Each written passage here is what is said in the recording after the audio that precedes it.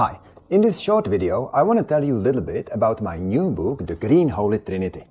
Making a video about the book is a little bit stupid, I admit that, but I haven't done a video in about 7 months because I've been busy with this, so I want to take this opportunity and tell you a little bit about it. Let's do it. Now, if you're asking, what is this Trinity stuff about? Is there a relation between the Christian Holy Trinity and my Green Holy Trinity? The short answer is yes. Yes, there is a relation, and I'll tell you a little bit about this relation at the end of the video.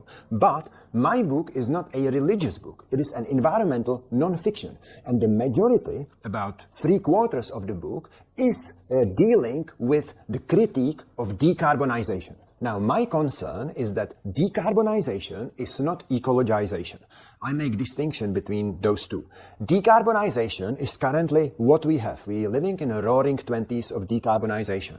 And everything related to climate change and environmental degradation has narrowed down to this one issue of getting rid of greenhouse gases, mainly carbon dioxide. And the terms carbon neutral and net zero are essentially carbon accounting terms. So here is the distinction. Decarbonization is about excluding one thing.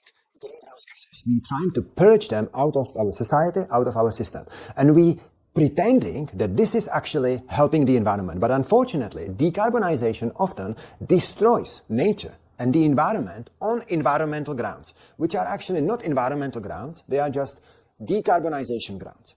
Decarbonization is still dominated by Homo economicus, who rules by his not invisible hand, but low carbon invisible hand, right? So that's decarbonization. Now, and that's what we currently have. What we need, however, is ecologization.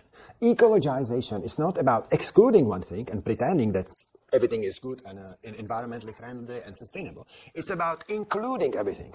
Coral reefs and forests and endangered species and freshwater sources and healthy soils and indigenous tribes and all of that. It's about including these things, and it's not ruled by Homo economicus, who is just a new iteration of the old Homo economicus. No, it's inhabited by Homo ecologicus. In the final chapter, chapter 6, we actually deal with the Green Holy Trinity. So let me explain the idea behind the Green Holy Trinity. And again, whether you are agnostic, religious, or atheist, doesn't matter. But most likely, you have heard about the Christian Holy Trinity, right? So what is the Christian Holy Trinity?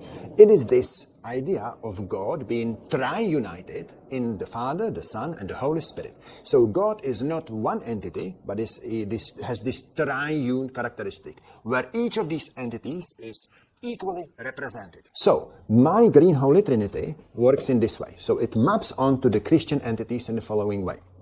Where the Christians have the Father, I have regulation.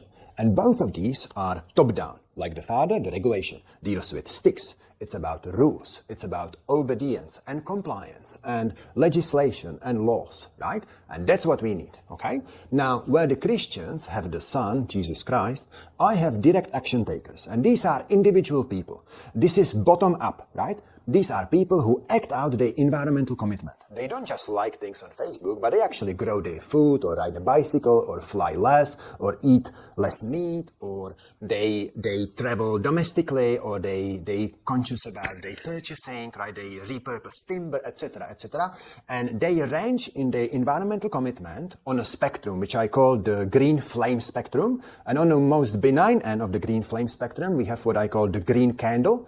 And on the most extreme end of this green flame spectrum, we have the green flamethrowers or green inferno. A green candle is, for example, a suburban mom who hangs washing on the clothesline instead of in a dryer. So it's doing something small, but yes, it does help a little bit. And on the green flame spectrum are people like the Extinction Rebellion, who are these eco-extremists. And there are many variations and gradations of these green flame spectrum. But the idea is that this is about people individually, regardless of the market forces or the regulations. They think based on their own non-self-serving conviction, and they act out their environmental commitment, okay? Now, and the third entity is where the Christians have the Holy Spirit, which is something like this divine essence, this invisible God's presence after Jesus' departure.